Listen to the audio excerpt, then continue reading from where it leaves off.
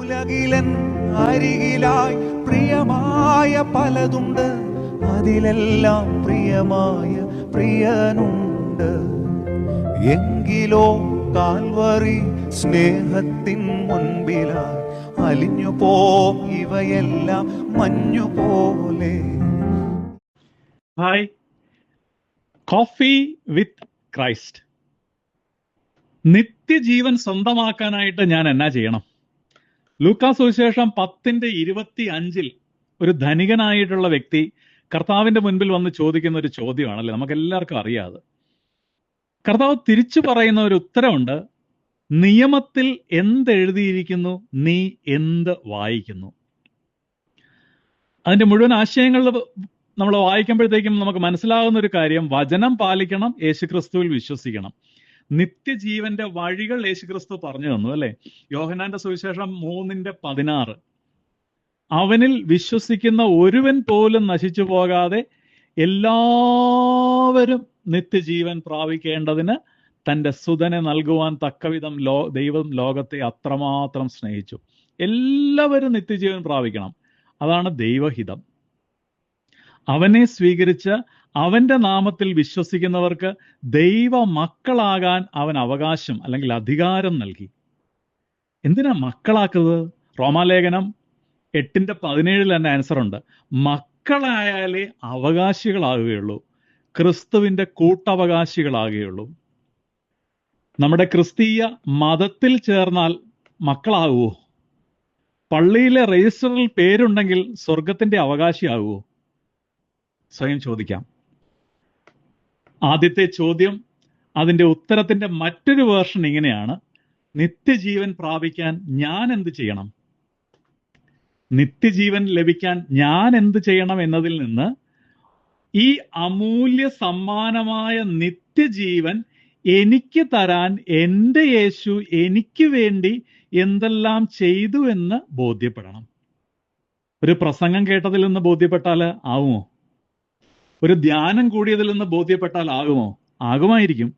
പക്ഷേ അത് യഥാർത്ഥമായിട്ട് ബോധ്യപ്പെടണമെങ്കിൽ സ്വയം മനസ്സിലാക്കാനായിട്ട് ഒറ്റയ്ക്ക് അവൻ്റെ സ്നേഹത്തിൽ ആശ്രയിച്ച് ഒറ്റയ്ക്ക് കുറച്ച് സമയം ഇരിക്കണം. പ്രാർത്ഥനയിലോ ധ്യാനത്തിലോ വചനം തുറന്നു വെച്ച് അതിലൂടെ കർത്താവ് എനിക്ക് വേണ്ടി ഈ നിത്യജീവൻ അവകാശമാക്കി തരാൻ, മനുഷ്യൻ നഷ്ടപ്പെടുത്തിയ ഈ ജീവൻ എനിക്ക് വീണ്ടും, നിത്യജീവൻ വീണ്ടും എനിക്ക് അവകാശമാക്കി തരാൻ എൻ്റെ യേശു എന്തുമാത്രം കാര്യങ്ങൾ ചെയ്തു, എന്തൊക്കെ സഹിക്കേണ്ടി വന്നു എന്നതിൻ്റെ വില മനസ്സിലാക്കി ആ തിരിച്ചറിവാണ്, ആ പരിശുദ്ധാത്മാവ് വെളിപ്പെടുത്തി തന്നാലാണ് നമ്മൾ തിരിച്ച് ആ ചോദ്യത്തിലേക്ക് വരുന്നത്, ഇനി ഞാൻ എന്ത് ചെയ്യണം?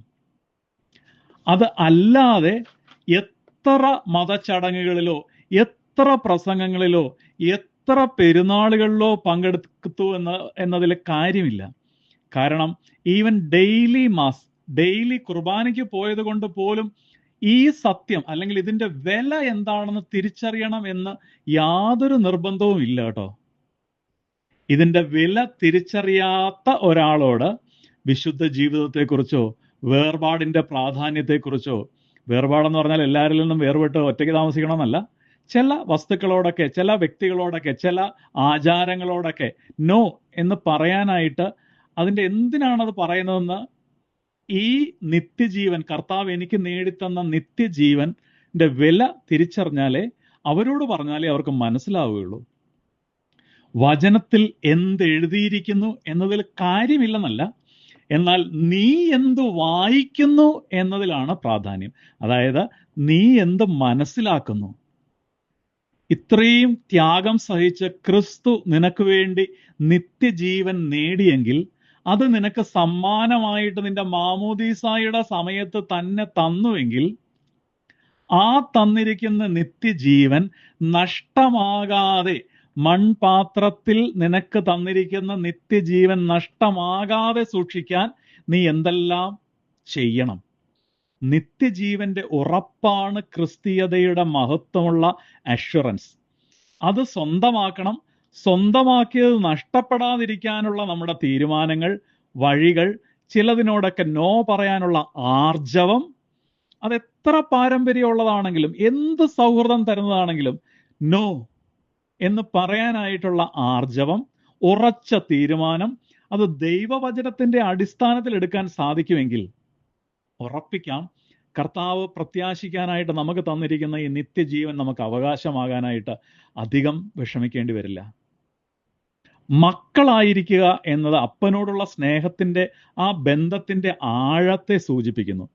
കർത്താവ് നമ്മളെ മക്കളാക്കി, പിതാവ് നമ്മളെ മക്കളാക്കി, നമ്മളോട് അപ്പ എന്ന് വിളിക്കാനായിട്ട് പഠിപ്പിച്ച ഒരേ ഒരു ജനത അത് ക്രിസ്തീയ ജനതയാണ്.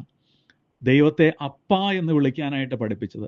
ഈ ബന്ധം നമ്മളെ പഠിപ്പിച്ചതിൻ്റെ കാരണം ഇതാണ്: അപ്പൻ്റെ അവകാശം നിങ്ങൾക്കും ഉണ്ട്. അപ്പൻ്റെ അല്ലെങ്കിൽ പുത്രന്റെ അവകാശം, ക്രിസ്തുവിനോട് ചേർന്നുള്ള അവകാശം, കൂട്ടവകാശികളാണ് നമ്മൾ എന്നുള്ളതാണ്. ഈ അവകാശം മൺപാത്രങ്ങളിൽ നൽകപ്പെട്ടിരിക്കുന്നു.